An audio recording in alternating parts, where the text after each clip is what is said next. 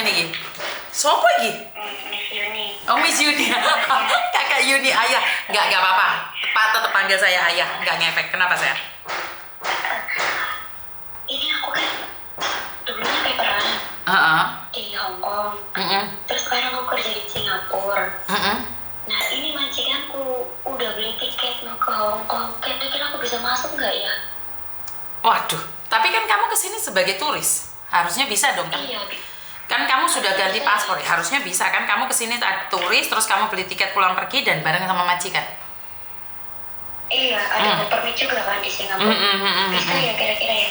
Seharusnya bisa. Ini aku harusnya ya. Seharusnya bisa. Kalaupun nggak bisa, kamu dimasukkan di ruangan, majikanmu pun tidak akan dikasih tahu alasannya kenapa kamu dideportasi. Oh gitu. Jadi deportasi itu tidak ada alasan, sayang. Kamu ketakutan sekarang. Iya, aku deg-deg. Aku udah ngomong sama majikanku, kayaknya aku nggak bakal bisa masuk Hongkong deh. Aku rasain, aku pernah overstay gini-gini. Terus ya udah nggak apa-apa, tiket ke Hongkong murah kok. Katanya kalau memang kamu nggak bisa masuk, udah nyampe Hongkong ya tinggal pulang lagi ke Singapura. Iya. Kan aku deg-degan. Nggak usah deg-degan, setidaknya kan tahu loh. Nggak usah takut. Ingat, imigrasi itu akan nggak ada track recordnya kamu lagi. Kalaupun nama kan banyak nama. Tapi seandainya kecekel pun, ya kan kamu dideportasi. Tapi kan kamu bareng sama majikan, kamu punya visa. Kecuali kamu kesini mau main tidak punya visa, atau kamu kesini mau kerja itu tidak bisa. Oh gitu ya, kalau turis bisa ya. Majikanku bilang gitu, kamu kan datangnya dari Singapura sama aku. Terus ada work permit juga dari Singapura, nggak apa-apa ya kayaknya bisa katanya gitu. Seharusnya bisa. Beda banget, cuma kan akunya yang deg-degan. Soalnya kemarin pernah ada anak overstay di Hong Kong, tapi dia kerja sama majikan di mana ya? Di Kanada kalau nggak salah, bisa masuk Hong Kong. Oh, alhamdulillah. Cuman 10 overstay-nya sudah over 10 tahun, tapi kan punyamu belum sampai 5 tahun, sayang. Iya, ingat aku kan? Ya, ingat. Rejek nyeluk ayah, Tina, ingat aku. Iya. Ingat. Anak kesayangan kan surat-suratmu dulu dititipin di aku terus tak balik no iku tak? Iya. Semua surat-suratnya dititipin ke aku, paspor pun dititipin. Giliran kabur hilang kanginan anakku. Kenapa? Aduh, sekarang tanya nih, kamu kan tahu toh betapa jahatnya ayah dulu, betapa kejamnya ayah dulu. Nih, ngelihat ayah sekarang berubah. Kan dulu ayah merahasiakan anak saya, suami saya. Setelah saya buka di publik nih, menurutmu seperti apa? Aku kemarin nonton sampai selesai loh di acara Fit Ending. Oke, dari awal sampai akhir. Ya bangga aja, nggak nyangka gitu. Memang hidup itu kan ada perubahannya. Peningkatan. Tergantung dari kita lihatnya sih. Ya, lanjutkan lah ya perjuangannya. Miss Yuni. Ayah tapi Miss Yuni. Iya, thank you. Dapat ya. Enggak apa-apa, Nduk.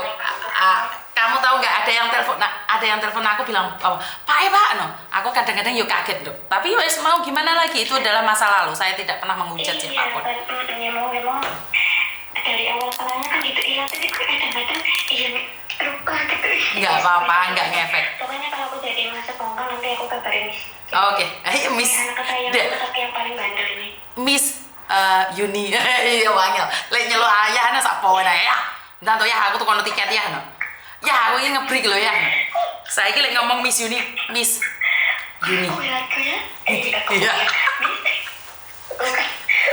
Aku lagu Miss Yuni. Oh iya, aku lagu Miss Yuni. Oke, ya udah. Terima kasih sayang ya. Doanya aja aku. Oke, siap. Nanti aku datang kedua di Singapura. Oke. Oke, thank you. Waalaikumsalam. Ini anak saya sudah lama sekali. Jadi telepon saya ngomong ayah Pak E. Jadi nah itu masa lalu nih. Cerita tentang anak saya yang telepon hari ini itu bagian dari masa lalu saya. Jadi itu anak-anak yang tahu siapa saya. Kalau hari ini saya dijelek-jelekan orang, itu saya pingin guyu karena tidak seperti itu. Saya itu lebih jelek daripada yang kalian ceritakan. Saya itu lebih jahat daripada yang kalian up di Facebook. Saya itu lebih ganas daripada yang kalian ceritakan di Facebook. Itu nyata. Dan kalian kurang kalau menghina saya. Makanya telepon saya tambahi. Saya tambahi ceritanya itu, tambahi tentang saya. Karena saya kan yang tahu pasti seperti saya. seperti apa saya itu. Saya tambahin. Jadi saya nggak ngamuk. Saya tuh nggak ngamuk, telepon aku tak dudui, jeleknya aku itu seperti apa, tak dudui. Tak omong aneh gitu loh. Lah ngelek-ngelek aku tapi megur seceripit. Telepon aku tak kasih tahu betapa jeleknya saya dulu, betapa jahatnya saya dulu. Tapi satu, saya tidak pernah mengapusi orang. Saya tidak pernah mengapusi orang, apalagi menjukuk duit orang, itu saya tidak pernah menjukuk duit orang. Jadi saya memang keras, saya disiplin, saya kejam, tak hantam tenan, sering tarung aku. Jadi saya ngelihat meme itu kadang-kadang cuman mikir. Lihat meme itu saya sebenarnya mikir, Mbak, koyo dapur aku mbiyen. Tapi kan meme gelute iki ndek sekolahan. Saya gelute iki wis gede. Kalau meme kan masih kecil gelut. Kalau saya gelute iki wis gede.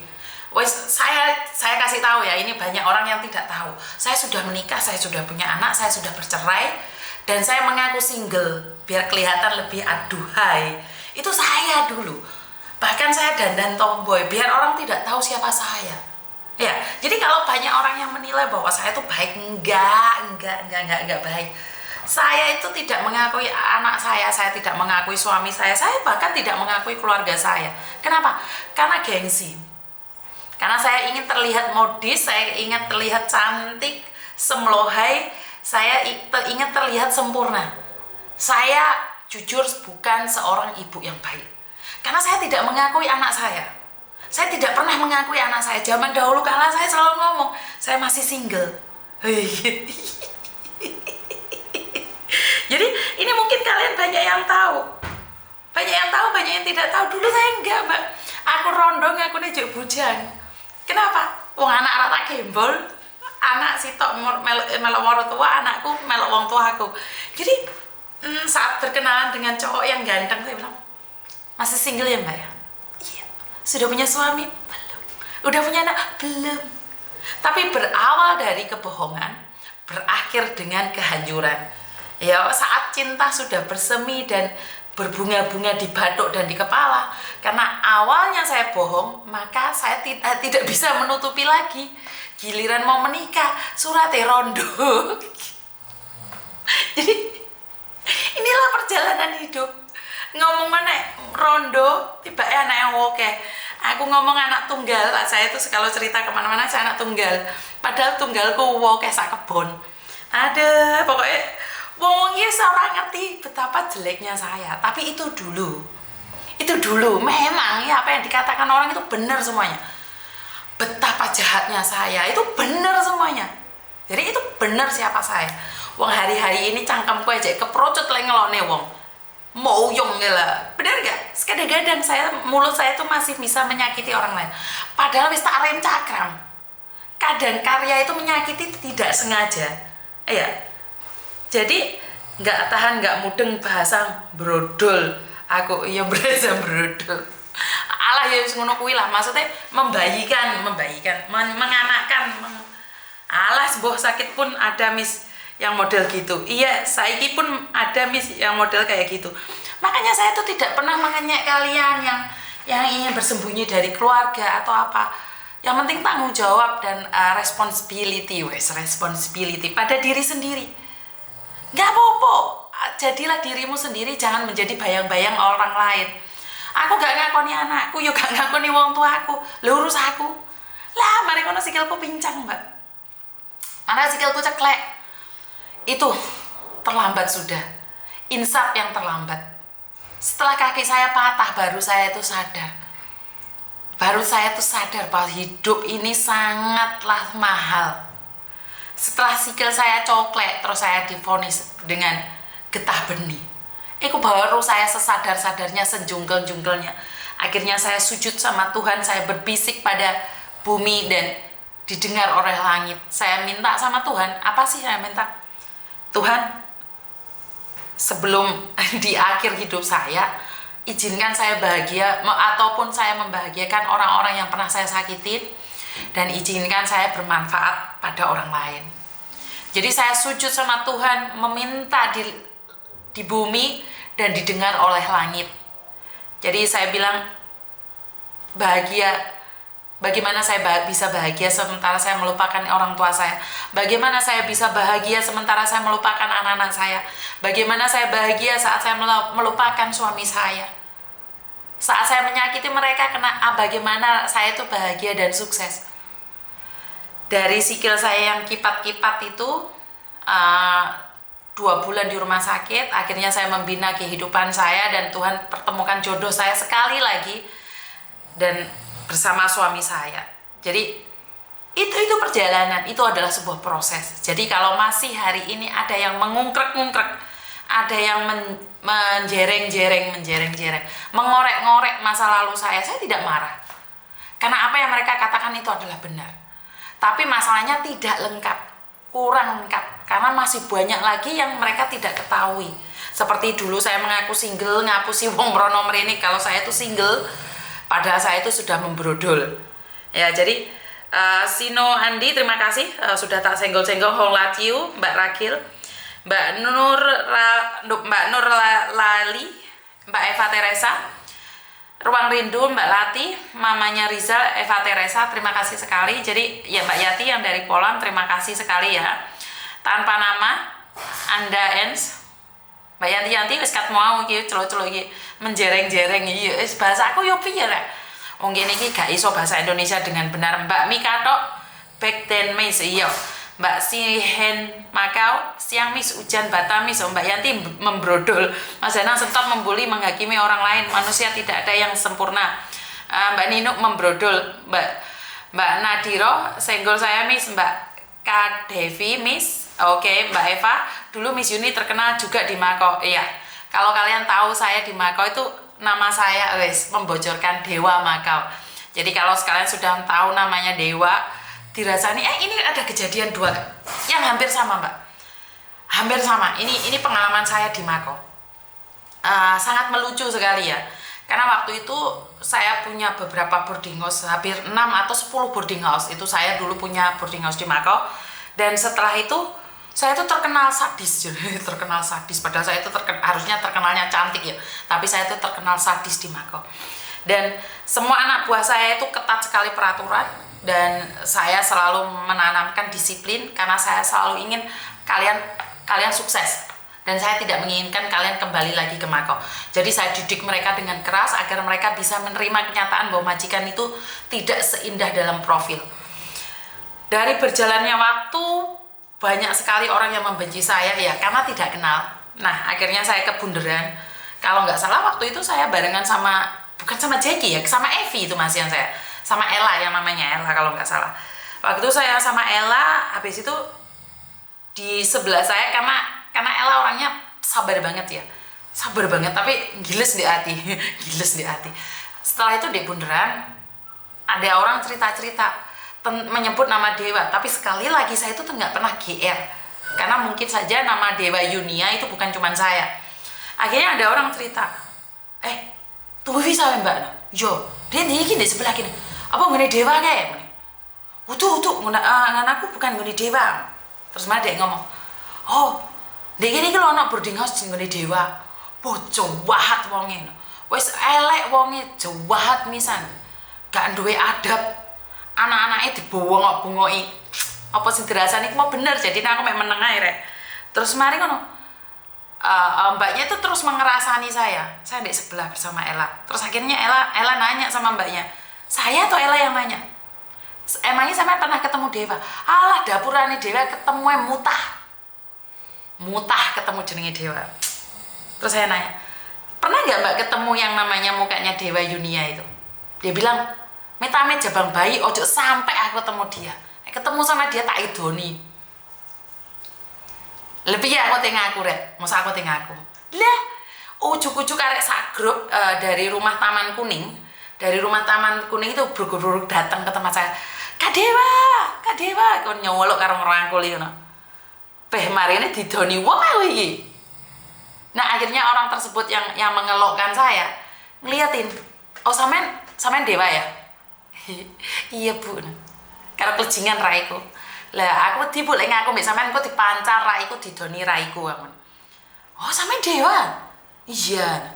Lah kenapa tidak seserem yang saya dengar di cerita-cerita? Lah sereme piye, Bu? Ya katanya sampean sadis. Ya mosok aku ndek bunderan sam cantang artinya disi wong, Bu. Ya sing jelas ae. Nah, artinya adalah nggak kenal maka nggak sayang. Banyak orang membenci saya tanpa mengenal saya. Ini yang pertama. Ini waktu pengalaman di Makau dan sudah berlalu puluhan tahun yang lalu. Puluhan tahun yang lalu. Ini kejadian lagi di kos WB. Oke, ini kejadian lagi di kos WB. Saya sendiri di bawah jembatan.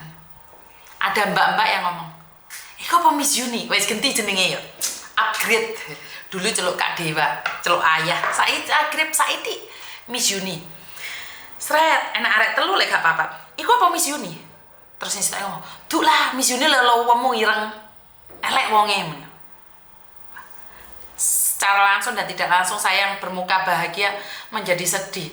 Tapi saya selalu menghibur diri. Sing delone iki awakmu emangnya sing jenenge Yuni ki awakmu tok. Ya akhirnya saya memingkem.